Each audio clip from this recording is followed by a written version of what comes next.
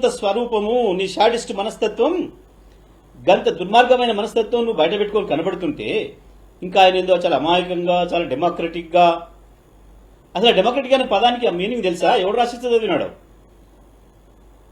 చాలా పదాలు అర్థాలు తెలియకుండా మాట్లాడుతున్నాడు. నీ ఆస్కార్కి, నోబెల్కి, ఇంకో దానికి తేడా తెలియని మనిషి. గంతెందుకు ఒకసారి ఆ లేఖ చూపించరాదు? నువ్వు అందరికీ దాంట్లో పెట్టి కొంచెం బాగా దాన్ని ఏమంటారు క్లోజప్ చేసి సోనియా గాంధీ గారు రాసిన లేఖ చూపించరాదు ఒక్కసారి? It's for me, it's for me, నా కొరకే రాసిన Oscar award, Sonia Gandhi Oscar award రాసిచ్చింది నాకు అని చెప్పిన లేఖ ఒకసారి చూపించరాదు ప్రజలకి? ఆయన అభిమానులు కూడా చూసి తరిస్తారు. ఇవన్నీ తెలంగాణ పరువు తీయడం కాకపోతే ఏమనాలి కళ్యాణ్? తెలంగాణ ముఖ్యమంత్రి కదా. ఓ రేవంత్ రెడ్డి ఇండివిజువల్ అయితే మనకు అక్కర్లేదు, నీకు నాకు 4 కోట్ల మంది ప్రతినిధి. ఓహో తెలంగాణ స్టాండర్డ్ కిదా అని ప్రపంచం అనుకునే దుస్థితి ఉంది కదా ఇవాళ. ఇవన్నీ ఒకవైపు.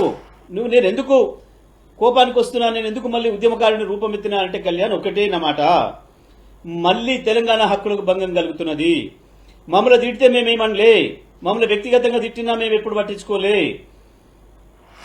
మా పార్టీని మీకు ఇష్టం వచ్చినట్టు తిట్టినా మేము ఎప్పుడు పట్టించుకోలే.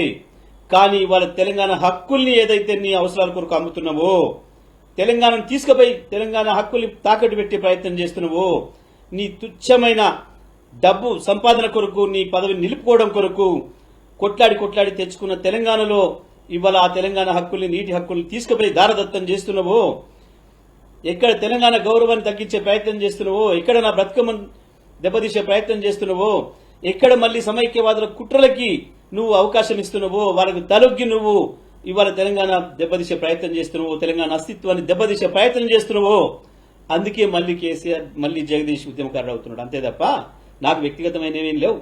నన్ను ఆయన వ్యక్తిగతమైన విమర్శలు చేసినాడు అన్నట్టు పట్టించుకోలే.